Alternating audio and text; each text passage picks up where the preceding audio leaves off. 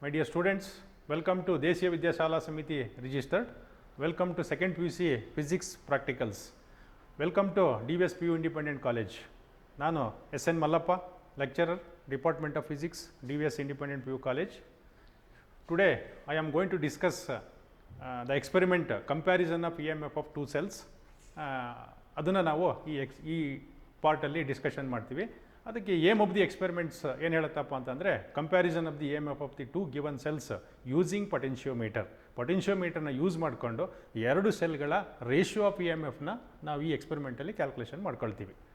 Next ಈ principle ಆಪ್ರೇಟರ್ಸ್ನ ಯಾವ್ಯಾವ ಯೂಸ್ ಮಾಡ್ತೀವಿ ನಾವಿಲ್ಲಿ ಅಂತಂದರೆ ಪೊಟೆನ್ಷಿಯೋಮೀಟರ್ ಅನ್ನೋ ಆಪ್ರೇಟರ್ಸ್ನ ಯೂಸ್ ಮಾಡ್ತೀವಿ. ಪೊಟೆನ್ಷಿಯೋಮೀಟರ್ ಇಲ್ಲಿದೆ, ಆ ಸರ್ಕ್ಯೂಟ್ ಬಂದಾಗ ಅದನ್ನೆಲ್ಲ ನಾನು ಡಿಸ್ಕಷನ್ ಮಾಡಿ ಕಂಪ್ಲೀಟಾಗಿ ಹೇಳ್ತೀನಿ. ಬ್ಯಾಟ್ರಿ ಯೂಸ್ ಮಾಡ್ತೀವಿ, ಯಾಕೆ ಸರ್ಕ್ಯೂಟಲ್ಲಿ ಎಲೆಕ್ಟ್ರಿಕ್ ಕರೆಂಟ್ ಫ್ಲೋ ಆಗಬೇಕು ಅಂತಂದರೆ ಬ್ಯಾಟ್ರಿ ಬೇಕು ಪೊಟೆನ್ಷಿಯಲ್ ಡಿಫ್ರೆನ್ಸ್ ಮಾಡಲಿಕ್ಕೆ. ಸೊ ಬ್ಯಾಟ್ರಿ ಯೂಸ್ ಮಾಡ್ತೀವಿ.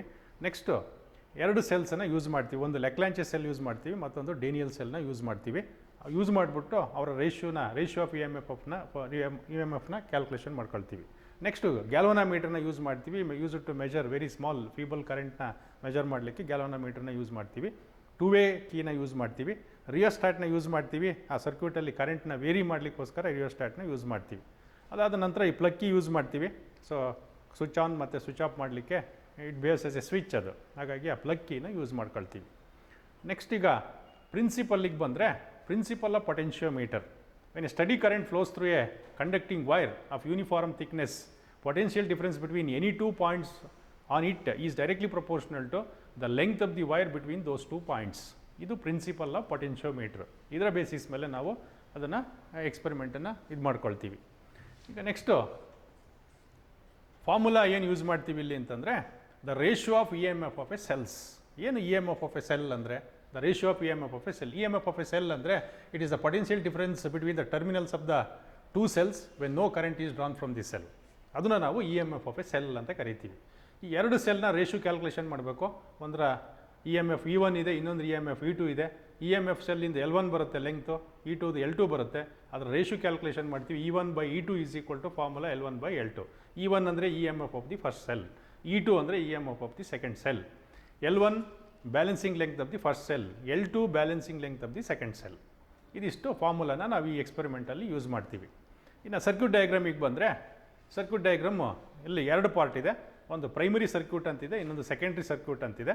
ಈ ಪ್ರೈಮರಿ ಸರ್ಕ್ಯೂಟಲ್ಲಿ ಏನೇನಿದೆಯಪ್ಪ ಅಂತಂದರೆ ಬ್ಯಾಟ್ರಿ ಇದೆ. ಈಗಾಗಲೇ ನಾವೆಲ್ಲ ಎಕ್ಸ್ಪೆರಿಮೆಂಟ್ಸಲ್ಲಿ ಹೇಳ್ತಾ ಬಂದಿದ್ದೀವಿ. ಆ ಲಾಂಗ್ ಲೈನ್ ಏನು ರೆಪ್ರೆಸೆಂಟ್ ಮಾಡುತ್ತೆ ಅಂದರೆ ಬ್ಯಾಟ್ರಿ ಪಾಸಿಟಿವ್ನ ರೆಪ್ರೆಸೆಂಟ್ ಮಾಡುತ್ತೆ, ಶಾರ್ಟ್ ಲೈನು ಬ್ಯಾಟ್ರಿ ನೆಗೆಟಿವ್ನ ರೆಪ್ರೆಸೆಂಟ್ ಮಾಡುತ್ತೆ. ಹಾಗಾಗಿ ಸೊ ಬ್ಯಾಟ್ರಿ ಪಾಸಿಟಿವಿಂದ ನಾವು ಪೊಟೆನ್ಷಿಯೋಮೀಟರ್ನ ಒಂದು ಎಂಡಿಗೆ ಒಂದು ಕನೆಕ್ಷನ್ ಮಾಡ್ತೀವಿ. ಅದನ್ನು ಮಾಡಿರೋದನ್ನ ನಾನು ಅದೆಲ್ಲ ನೀಟಾಗಿ ಆ ಸರ್ಕ್ಯೂಟ್ನ ಹೇಳೋವಾಗ ಇನ್ನೊಂದು ಸರಿ ಡಿಸ್ಕಷನ್ ಮಾಡ್ತೀನಿ. ಅಲ್ಲಿಗೆ ಈ ಪಾರ್ಟ್ ಕಂಪ್ಲೀಟ್ ಆಯಿತು. ಬ್ಯಾಟ್ರಿ ಪಾಸಿಟಿವಿಂದ ಪೊಟೆನ್ಷಿಯೋಮೀಟರ್ನ ಒಂದು ಎಂಡಿಗೆ ನಾನು ವೈರ್ನ ಕನೆಕ್ಟ್ ಮಾಡ್ತೀನಿ. ಇನ್ನು ನೆಗೆಟಿವ್ ಟರ್ಮಿಗೆ ಬರ್ತೀನಿ. ಈಗ ನೆಗೆಟಿವ್ ಟರ್ಮಿನಲ್ ಆಫ್ ಬ್ಯಾಟ್ರಿ ಬರ್ತೀನಿ, ಅಲ್ಲಿಂದ ಕೀಗೆ ಒಂದು ಕನೆಕ್ಷನ್ ಕೊಡ್ತೀನಿ. ಕೀಯಿಂದ ರಿಯೋಸ್ಟಾಟ್ನ ಕೆಳಗಡೆ ಕೊಡ್ತೀನಿ. ರಿಯೋಸ್ಟಾಟ್ನ ಕೆಲಸ ಏನಪ್ಪ ಅಂದರೆ ಕರೆಂಟ್ನ ವೇರಿ ಮಾಡೋವಂಥದ್ದು.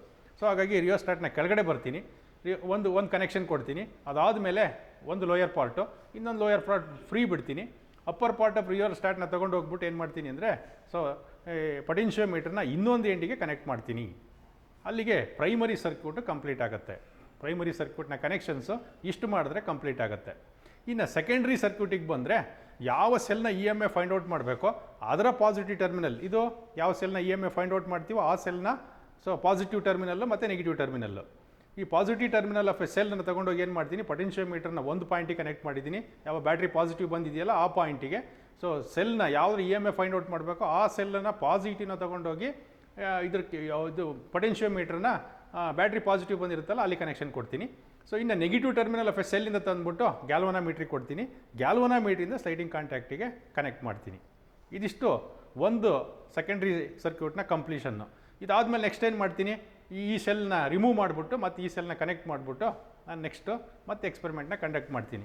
ಇಲ್ಲಿ ಮಾಡುವಾಗ ಏನು ಮಾಡ್ತೀನಿ ನಾನು ಅಂದರೆ ಈ EMF of cell first find out ಮಾಡುವಾಗ ಬೇರೆ ಬೇರೆ ಕರೆಂಟಿಗೆ 0.4 ಆಂಪಿಯರ್ಸು, 0.5 ಆಂಪಿಯರ್ಸು, 0.55 ಆಂಪಿಯರ್ಸ್ಗೆ ನಾನು 3 ರೀಡಿಂಗ್ಸ್ ತೊಗೊಳ್ತೀನಿ. ಹಾಗೆ ಇದನ್ನು ರಿಮೂವ್ ಮಾಡಿಬಿಟ್ಟು ಈ ಸೆಕೆಂಡ್ರಿ ಏನು ಡೇನಿಯಲ್ ಸೆಲ್ ಇದೆಯೋ ಅದನ್ನು ಕನೆಕ್ಟ್ ಮಾಡೋ ಅದಕ್ಕೂ ಅದೇ ರೀತಿಯೇ 3 ರೀಡಿಂಗ್ಸ್ನ ತೊಗೊಳ್ತೀನಿ.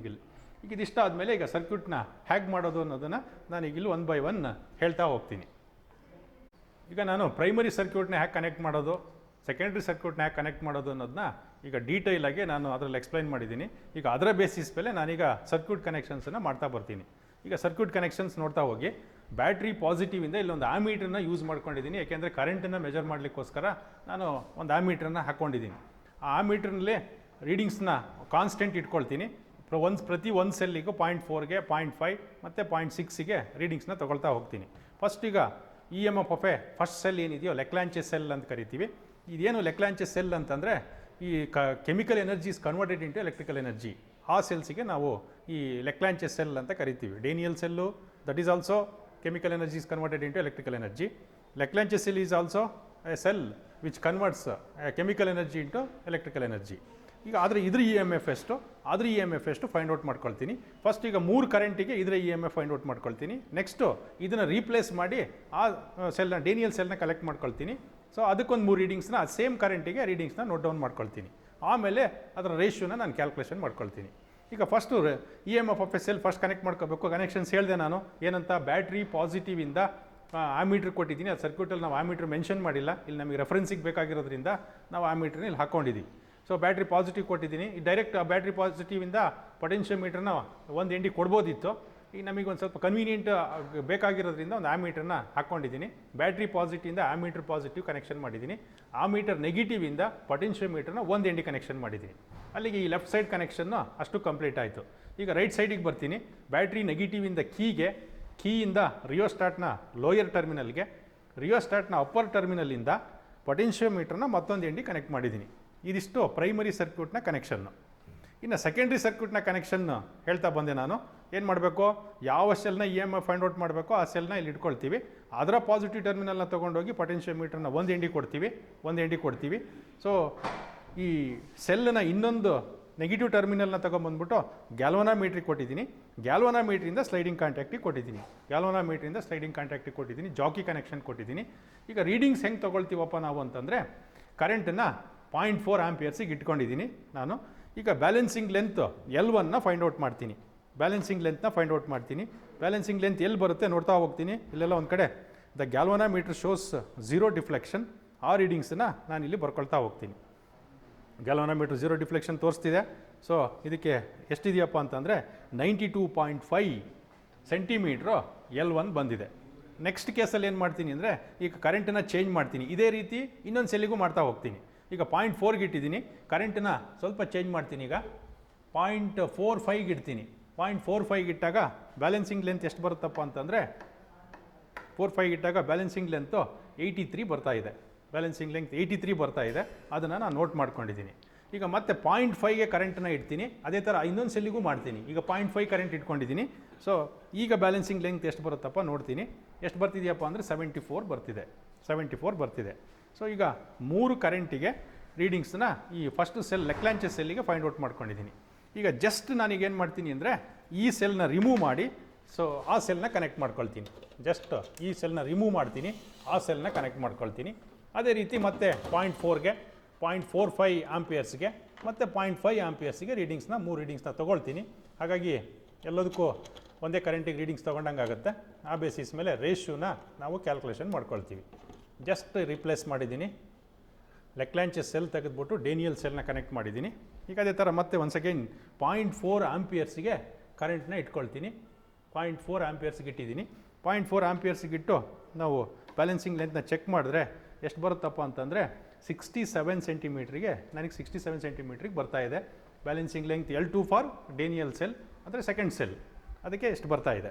ನೆಕ್ಸ್ಟ್ ಏನು ಮಾಡ್ತೀನಿ, ಸೇಮ್ ಕರೆಂಟು ಆ ಸೆಲ್ಲಿಗೆ ಇಟ್ಟಂಥ ಕರೆಂಟನ್ನೇ ಮತ್ತೆ ಇಡ್ತೀನಿ. ಈಗ 0.45ಗೆ ಇಡ್ತೀನಿ. ಈಗ 0.45 ಆಂಪಿಯರ್ಸ್ಗೆ ಇಟ್ಟಾಗ ಮತ್ತೆ ಬ್ಯಾಲೆನ್ಸಿಂಗ್ ಲೆಂತ್ ಚೆಕ್ ಮಾಡ್ತಿದ್ದೀನಿ. ಸೊ ಎಷ್ಟು ಬರ್ತಿದೆಯಪ್ಪ ಅಂತಂದರೆ 61 ಸೆಂಟಿಮೀಟ್ರಿಗೆ ನಮಗೆ ಬ್ಯಾಲೆನ್ಸಿಂಗ್ ಲೆಂತ್ 0 ಡಿಫ್ಲೆಕ್ಷನ್ ಗ್ಯಾಲ್ವನೋಮೀಟ್ರ್ ತೋರಿಸ್ತಾ ಇದೆ 61 ಸೆಂಟಿಮೀಟ್ರಿಗೆ. ನೆಕ್ಸ್ಟ್ ಏನು ಮಾಡ್ತೀನಿ, ಕರೆಂಟನ್ನು ಒನ್ಸ್ ಅಗೈನ್ ಮತ್ತೆ 0.5 ಆಂಪಿಯರ್ಸ್ಗೆ ಇಡ್ತೀನಿ. 0.5 ಆಂಪಿಯರ್ಸ್ಗೆ ಇಟ್ಟಿದ್ದೀನಿ. ಈಗ ಮತ್ತೆ ಬ್ಯಾಲೆನ್ಸಿಂಗ್ ಲೆಂತ್ ಫಾರ್ ಸೆಲ್ 2 ಮಾಡ್ತೀನಿ. ಎಲ್ಲಿಗೆ ಬರುತ್ತಪ್ಪ ಅದರ ಲೆಂತ್ ಅಂತಂದರೆ, ಸೊ ಇದಿಷ್ಟಕ್ಕೆ ಬರ್ತಾ ಇದೆ. ಗ್ಯಾಲ್ವನೋಮೀಟ್ರ್ 0 ಡಿಫ್ಲೆಕ್ಷನ್ ತೋರಿಸ್ತಿದೆ. 56 ಸೆಂಟಿಮೀಟ್ರಿಗೆ L2 ಬರ್ತಾ ಇದೆ. ಈಗ ಫಸ್ಟ್ ಸೆಲ್ನ ಬ್ಯಾಲೆನ್ಸಿಂಗ್ ಲೆಂತ್ನ 0.4, 0.45, 0.5. ಅದೇ ರೀತಿ ಸೆಕೆಂಡ್ ಸೆಲ್ನ ಬ್ಯಾಲೆನ್ಸಿಂಗ್ ಲೆಂತನ್ನು 0.4 ಆಂಪಿಯರ್ಸ್ಗೆ 0.45 ಆಂಪಿಯರ್ಸ್ಗೆ 0.5 ಆಂಪಿಯರ್ಸ್ಗೆ ರೀಡಿಂಗ್ಸ್ನ ತೊಗೊಂಡಿದ್ದೀನಿ. ಈಗ ರೇಷು ಕ್ಯಾಲ್ಕುಲೇಷನ್ ಮಾಡ್ತೀನಿ. E1/E2 = L1/L2 ಮಾಡ್ತೀನಿ. ಅಲ್ಲಿಗೆ 92.5 ಡಿವೈಡೆಡ್ ಬೈ 67 ಮಾಡಿದ್ರೆ 1.38x ಅಷ್ಟು ವ್ಯಾಲ್ಯೂ ಬರುತ್ತೆ. ಅದೇ ರೀತಿ ಏನು 0.45 ಆಂಪಿಯರ್ಸಿಗೆ ಎರಡು ಸೆಲ್ಸಿಗೆ ರೀಡಿಂಗ್ ತೊಗೊಂಡು ಅದು 83 ಡಿವೈಡೆಡ್ ಬೈ 61 ಮಾಡಿದ್ರೆ ಎಷ್ಟು ಬರುತ್ತಪ್ಪ ಅಂದರೆ 1.36 ಬರ್ತಾ ಇದೆ. ಆಲ್ಮೋಸ್ಟ್ ಎರಡು ವ್ಯಾಲ್ಯೂಸು ಕನ್ಕರೆಂಟ್ ಆಗಿದೆ. ನೆಕ್ಸ್ಟ್ 0.5 ಆಂಪಿಯರ್ಸ್ಗೆ ಸೆಲ್ ಲೆಕ್ಲಾಂಚೆ ಸೆಲ್ಲಿಗೆ ಮತ್ತು ಡೇನಿಯಲ್ ಸೆಲ್ಲಿಗೆ ಸೇಮ್ ಕರೆಂಟ್ನ ಫ್ಲೋ ಮಾಡಿ 74 ಮತ್ತು 56 ಬಂದಿದೆ. 74 ಡಿವೈಡೆಡ್ ಬೈ 56 ಮಾಡಿದ್ರೆ 1.32 ಬಂತು. ಹಾಗಾಗಿ ಮೂರು ವ್ಯಾಲ್ಯೂಸು ಸಹಿತ ರೇಷಿಯೋ ಆಲ್ಮೋಸ್ಟ್ ಈಕ್ವಲ್ ಬಂದಿದೆ. ಸೊ ಇವ್ರನ್ನ ಅವರೇಜ್ ಮಾಡಿದ್ರೆ 1.38 + 1.36 + 1.32 ಡಿವೈಡೆಡ್ ಬೈ 3 ಮಾಡಿದ್ರೆ so average value of E1/E2 ಎಷ್ಟು ಬರುತ್ತಪ್ಪ ಅಂದರೆ 1.35x ಬಂತು. Average value of ratio of EMF of two cells is given by this 1.32 ಬಂತು. ಇದಿಷ್ಟನ್ನ ಕರೆಕ್ಟಾಗಿ ಮಾಡಿದ್ರೆ ನಿಮಗೆ ಎಕ್ಸ್ಪೆರಿಮೆಂಟು ಅಷ್ಟು ಸಹಿತ ಕರೆಕ್ಟ್ ವ್ಯಾಲ್ಯೂ ಬರುತ್ತೆ. ಹಾಗಾಗಿ ಲಾಸ್ಟಲ್ಲಿ ರಿಸಲ್ಟನ್ನು ಬರೀಬೇಕು. ನಾವು ಇಷ್ಟವರೆಗೂ ಏನು ಮಾಡಿದ್ವಿ ಅದರ final ratio of EMF of two cells ಏನು ಬಂತು ಅಲ್ಲಿಗೆ E1/E2 ಫೈನಲ್ ವ್ಯಾಲ್ಯೂ ಎಷ್ಟು ಬಂತಪ್ಪ ಅಂದರೆ 1.32 ಅಷ್ಟು ಬಂತು. 1.35 ಬಂತು. ಹಾಗಾಗಿ ಇದಕ್ಕೆ ಯಾವ ಯೂನಿಟು ಇಲ್ಲ. ಮೇಲ್ಗಡೆದು EMF ಕೆಳಗಡೆದು EMF ಆಗಿರೋದ್ರಿಂದ ಯೂನಿಟ್ ಕ್ಯಾನ್ಸಲ್ ಆಗುತ್ತೆ. ಸೊ ಇದಿಷ್ಟು ಎಕ್ಸ್ಪೆರಿಮೆಂಟ್ನ ನೀವು ಕಂಪ್ಲೀಟ್ ಮಾಡಿದ್ರೆ ನಿಮಗೆ ಸೊ 30 ಮಾರ್ಕ್ಸು ನಿಮಗೆ ಕರೆಕ್ಟಾಗಿ 5 ಮಾರ್ಕ್ಸ್ ಪ್ರಾಕ್ಟಿಕಲಿಗೆ ಹೋದರೆ ಇನ್ನು 25 ಮಾರ್ಕ್ಸು ಟೋಟಲ್ ಸೇರಿಸಿ 30 ಮಾರ್ಕ್ಸ್ ನಿಮಗೆ ಕಂಪ್ಲೀಟ್ ಬರುತ್ತೆ. ಅದಷ್ಟು ನೀವು ನೀಟಾಗಿ ಎಕ್ಸ್ಪೆರಿಮೆಂಟನ್ನು ಮಾಡಬೇಕು. Thank you.